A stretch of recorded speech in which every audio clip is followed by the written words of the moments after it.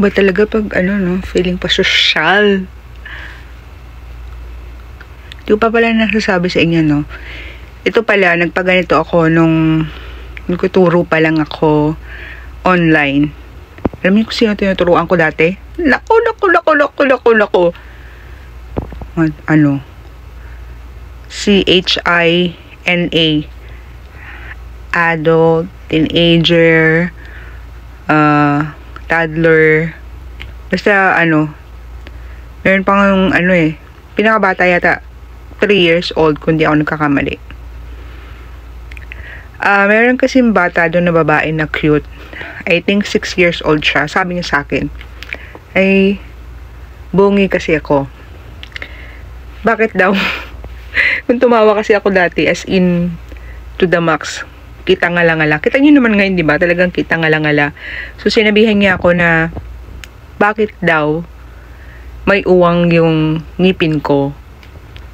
So parang ano naman ako, siguro yung mom niya is maganda yung ngipin. Kaya ayun, nagpagawa ako. Yan. Yes. Pagawaan nito is sa may Legarda. Matibay naman siya. Ano na to? Pinagawa ko siya nung 2020. Yung right pronunciation daw nun is 2020.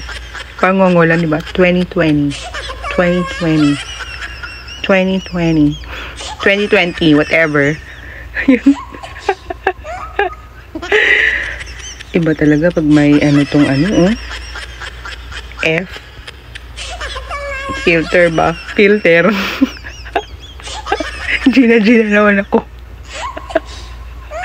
Doon pasok ko bukas, di ba? Tulog, di ba?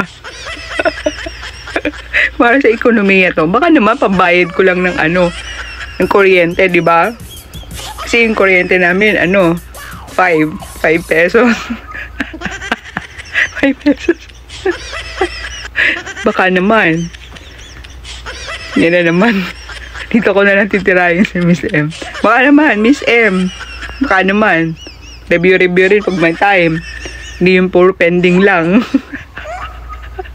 Alam mo, sipain na talaga ako neto. Hinaaway ko. Yun lang. Good morning sa ating lahat. Good morning. Good morning, Miss M. Baka naman, pang-asar lang